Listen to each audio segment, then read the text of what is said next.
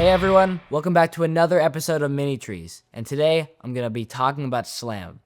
Slamming death metal is a subgenre of brutal death metal that strips down all the technicality in the genre and makes the most putrid caveman riffs possible. Just a quick disclaimer before I get into it, slam songs can get pretty vile in their titles, lyricism, and really just overall. I don't want to say this even to you. This is so bad. So some parts of this episode are probably going to be censored for YouTube. Yikes. This vile imagery really fits the instrumentation and grimy atmosphere of the music, but it can also turn people away from the genre. Danish band Guttural Slug's 2013 album Megalodon has become one of the essential slam albums, and if you're new to the genre, the song Hacksaw Surgery is a perfect introduction. This is a dangerous group.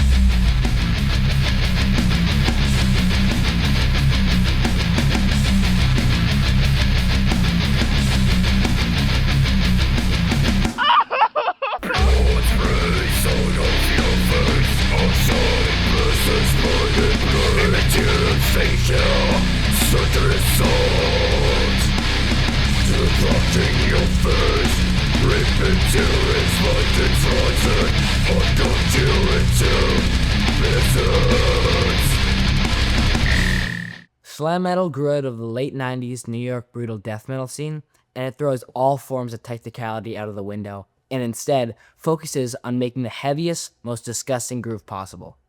It was a sort of reactionary movement with how prominent the New York hardcore scene was in the 90s, because a lot of death metal bands became tired as being seen as a joke by many of the hardcore kids and wanted an even more aggressive sound to prove themselves to those kids. The catalyst for this movement was the breakdown riff of Suffocation's Liege of Inveracity.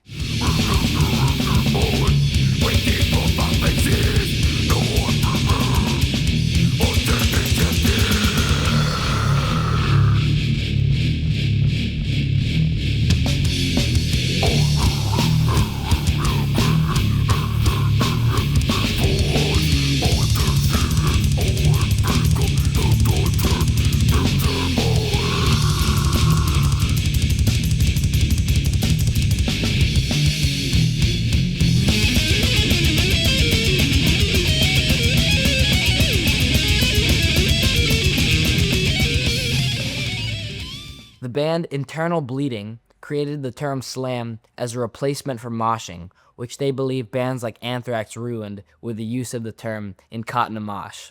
Talking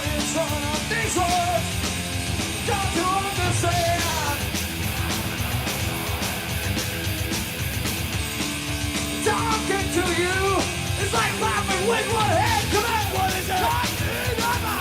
What is it? What is it?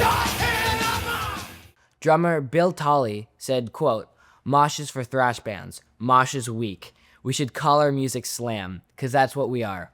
One slam riff after another. Our music is groove. No one is doing that." And that's exactly what they did with their 1995 album, Voracious Contempt. This album laid the groundwork for what slam would become, and it still holds up to this day. I command thee to rip off the dead, awaken the sleeping gods in the eternal mist. Anointed in the cemetery, speak your words to me. We don't you take your speed. Words of power, spreading its eye for before.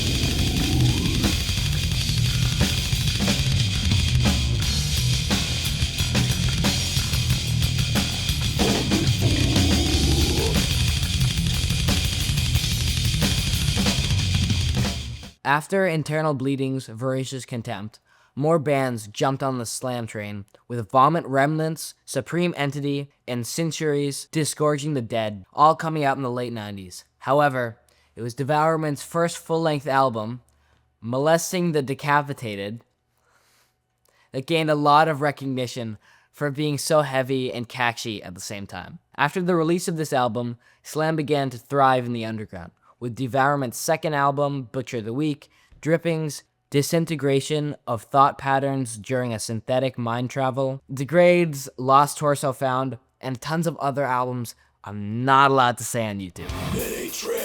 In the modern era, slam has maintained a grip on the underground. However, there has been a recent influx in meme slam bands over the past 5 or so years. Bands like Infectious Jelking and Slamily Guy have gained a lot of popularity for their use of stupid samples in their songs. Yeah, you got any brain-dead women in there you let people have sex with for a few bucks? Sure, come on back.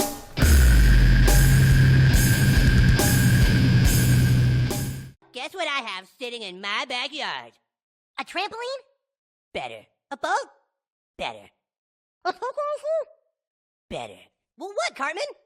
33 aborted fetuses. These meme slam bands have been very controversial in the slam world, with a lot of people, including myself, think that the sampling goes overboard. With how everything goes, a lot of purists think that these bands lack a lot of replay value and are more focused on being a joke rather than putting out solid material. While I personally do agree that the samples can get a little tiring, the fact that one of the most important slam records of all time is called Molesting the Decapitated, I think it's fair to say slam could use a bit of self-awareness. To show you what all the fuss is about, here's Infectious Jelking's Roke Up in the Wrong Hood. Oh my god. These titles are so... My tongue feels like basically like a gigantic needle piercing right through my penis.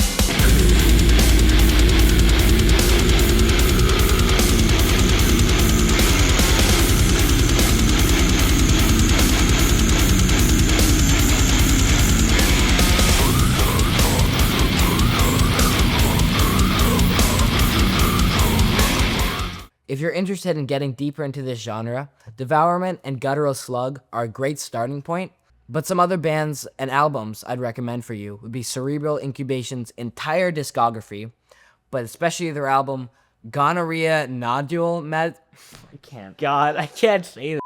Gonorrhea Nodule Mastication, Entorchment's Digging Up the Remains, Cephalotripsy, and their album that I'd get demonetized for saying out loud, Putrid Piles' collection of butchery, and the Dark Prison Massacre's classic 2017 album, The Deformity of Human Consciousness.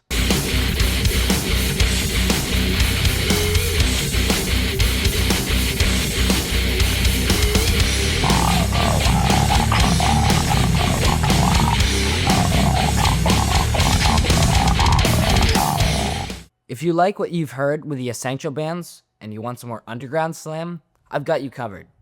Some of my picks are School Zone Drag Strip from Windsor, Ontario, who are a self-described brain-rotting slam band, and if that sounds as interesting to you as it did for me, then you need to give these guys a listen. Aroma are a gore-grindy slam band from Philadelphia, who put out their debut album, Mountains of Odorous Decay, back in May of last year. And last but not least, Consuming Misery from Hamilton, Ontario. Even though they are more of a brutal death metal band than a slam band, they're still definitely worth a listen, and you should check them out soon. But that wraps up all I've got for you guys today. Like always, I want to know, what did you guys think of my list? Are there any bands I'm missing? And I also want to know, what do you guys think about slam as a genre? And with all that said, I'll see you in the next one.